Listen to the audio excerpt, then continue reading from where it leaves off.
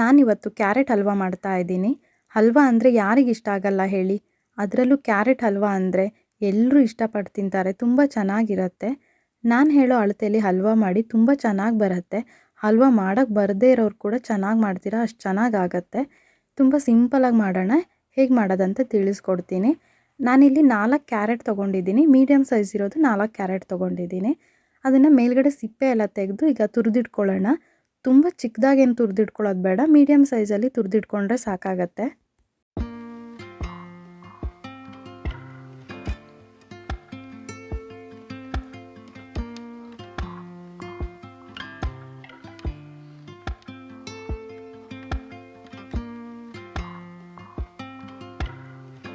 Carrot ಎಲ್ಲ ತುರಿದಿಟ್ಕೊಂಡಾಗಿದೆ. ಇವಾಗ ಒಂದು ಪ್ಯಾನ್ ಬಿಸಿ ಇಟ್ಕೊಂಡು ಅದಕ್ಕೆ 2 ಟೇಬಲ್ ಸ್ಪೂನ್ ಆಗೋಷ್ಟು ತುಪ್ಪ ಹಾಕೋತಾ ಇದ್ದೀನಿ. ಸ್ವಲ್ಪ ತುಪ್ಪ ಬಿಸಿ ಆಗಲಿ. ಬಿಸಿ ಆದಮೇಲೆ ಇದಕ್ಕೆ ಡ್ರೈ ಫ್ರೂಟ್ಸ್ ಹಾಕಿ ಹುರಿದಿಟ್ಕೊಳ್ಳೋಣ. ನಾನಿಲ್ಲಿ ಗೋಡಂಬಿ ಮತ್ತು ಬಾದಾಮಿ ತೊಗೊಂಡಿದ್ದೀನಿ. ಬಾದಾಮಿ ಎಲ್ಲ ಚಿಕ್ಕ ಚಿಕ್ಕದಾಗಿ ಕಟ್ ಮಾಡಿ ಇಟ್ಕೊಂಡಿದ್ದೀನಿ. ಇದನ್ನೆಲ್ಲ ಒಂದು ಸ್ವಲ್ಪ ಬ್ರೌನ್ ಕಲರ್ ಬರೋವರೆಗೂ ಫ್ರೈ ಮಾಡಿ ಎತ್ತಿಟ್ಕೊಳ್ಳೋಣ ಇವಾಗ. ನೋಡಿ, ಈ ಥರ ಸ್ವಲ್ಪ ಕಲರ್ ಚೇಂಜ್ ಆದಮೇಲೆ ಎತ್ತಿಟ್ಕೊಂಡ್ರೆ ಸಾಕಾಗತ್ತೆ. ಮತ್ತು ಅದೇ ಪ್ಯಾನ್ಗೆ ಇವಾಗ ಮತ್ತೆ 2 ಟೇಬಲ್ ಸ್ಪೂನ್ ಆಗೋಷ್ಟು ತುಪ್ಪ ಹಾಕ್ಕೊಳ್ಳೋಣ. ಹಲ್ವಾ ಮಾಡ್ತಿರೋದಲ್ವ, ತುಪ್ಪದಲ್ಲೇ ಮಾಡಿದ್ರೆ ಚೆನ್ನಾಗಿರುತ್ತೆ. ಅದಕ್ಕೆ ಸ್ವಲ್ಪ ಜಾಸ್ತಿನೇ ತುಪ್ಪ ಯೂಸ್ ಮಾಡಿ, ತುಂಬ ಚೆನ್ನಾಗಾಗತ್ತೆ. ಕ್ಯಾರೆಟ್ನ ಇವಾಗ ತುಪ್ಪದಲ್ಲಿ 1-2 ನಿಮಿಷ ಬೇಯಿಸ್ಕೊಬಿಡೋಣ. ಚೆನ್ನಾಗಿ ಈ ಥರ ಮಿಕ್ಸ್ ಮಾಡ್ಕೊತಾ ಇರಿ. ತುಪ್ಪದಲ್ಲೇ 1-2 ನಿಮಿಷ ಚೆನ್ನಾಗಿ ಫ್ರೈ ಮಾಡಿಕೊಂಡ್ರೆ ಚೆನ್ನಾಗಾಗತ್ತೆ. ಮೀಡಿಯಮ್ ಫ್ಲೇಮಲ್ಲೇ ಈ ಥರ ಮಿಕ್ಸ್ ಮಾಡ್ತಾ ಇರೋಣ. 1-2 ನಿಮಿಷ ಈ ಥರ ತುಪ್ಪದಲ್ಲಿ ಮಿಕ್ಸ್ ಮಾಡ್ತಾ ಇದ್ದರೆ ಕ್ಯಾರೆಟ್ ಎಲ್ಲ ತುಪ್ಪ ಹೀರ್ಕೊಳ್ಳುತ್ತೆ, ಚೆನ್ನಾಗಾಗತ್ತೆ. ಹಾಗೆ ಇದು ಬೇಯಬೇಕಲ್ವ ಕ್ಯಾರೆಟು, ಅದಕ್ಕೆ ಒಂದು ಅರ್ಧ ಕಪ್ ಆಗೋಷ್ಟು ಹಾಲು ಹಾಕ್ಕೊಳ್ಳೋಣ.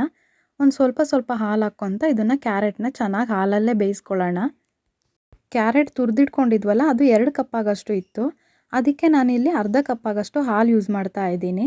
ಒಂದು ಸ್ವಲ್ಪ ಹಾಲು ಹಾಕ್ಕೊತ ಈ ಥರ ಬೇಯಿಸ್ಕೊಳ್ಳೋಣ. ಕ್ಯಾರೆಟ್ ಚೆನ್ನಾಗಿ ಕರಗಿ ಬೇಯಬೇಕಲ್ವ, ಅದಕ್ಕೆ ಹಾಲಲ್ಲೇ ಬೇಯಿಸ್ಕೊಳ್ಳೋಣ, ತುಂಬ ಚೆನ್ನಾಗಾಗತ್ತೆ. ನಾನು ಆವಾಗಲೇ ಒಂದು ಸ್ವಲ್ಪ ಹಾಲು ಹಾಕ್ಕೊಂಡಿದ್ದೆ. ಇವಾಗ ಮತ್ತೆ ಮಿಕ್ಕಿರೋ ಹಾಲನ್ನೆಲ್ಲ ಹಾಕಿ ಬೇಯಿಸ್ಕೊತಾ ಇದ್ದೀನಿ ಇವಾಗ. ಹಾಗೆ ಇದಕ್ಕೆ ಒಂದು ಸ್ವಲ್ಪ ಏಲಕ್ಕಿ ಪುಡಿ ಹಾಕಿ ಮೀಡಿಯಮ್ ಫ್ಲೇಮಲ್ಲೇ ಬೇಯಿಸ್ಕೊತಾ ಇರೋಣ. ತಿರುಗಿಸ್ತಾನೇ ಇರಿ, ಇಲ್ಲಾಂದರೆ ತಳ ಹಿಡಿದ್ಬಿಡತ್ತೆ ಇದು. ಈ ಥರ ತಿರುಗಿಸ್ಕೊತಾನೆ ಚೆನ್ನಾಗಿ ಬೇಯಿಸ್ಕೊಳ್ಳಿ. ಕ್ಯಾರೆಟ್ ಎಲ್ಲ ಚೆನ್ನಾಗಿ ಬೇಯಬೇಕಾಗತ್ತೆ.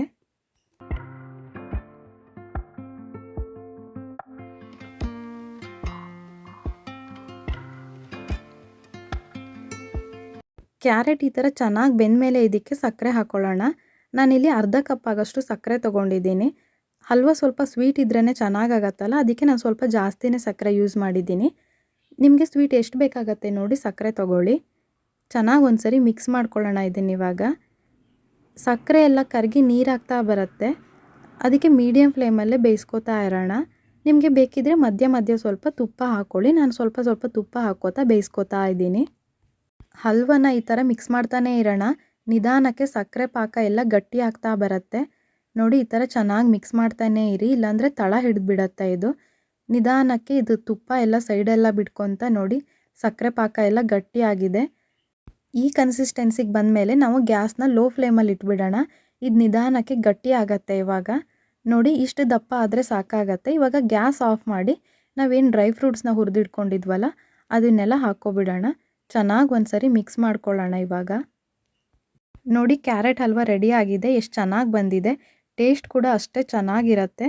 ಇದೇ ಥರ ಹೊಸ ವೀಡಿಯೋಸ್ ಹಾಕ್ತಾ ಇರ್ತೀನಿ. ವಿಡಿಯೋ ಇಷ್ಟ ಆಗಿದ್ದರೆ ಲೈಕ್ ಮಾಡಿ, ಶೇರ್ ಮಾಡಿ, ಸಬ್ಸ್ಕ್ರೈಬ್ ಮಾಡಿ. ಹಾಗೆ ಪಕ್ಕದಲ್ಲಿರೋ ಬೆಲ್ ಬಟನ್ನ ಪ್ರೆಸ್ ಮಾಡಿ. ಇದರಿಂದ ನಾನು ಯಾವುದೇ ಹೊಸ ವಿಡಿಯೋ ಹಾಕಿದ್ರೂ ನಿಮಗೆ ನೋಟಿಫಿಕೇಷನ್ ಬರುತ್ತೆ. Thank you.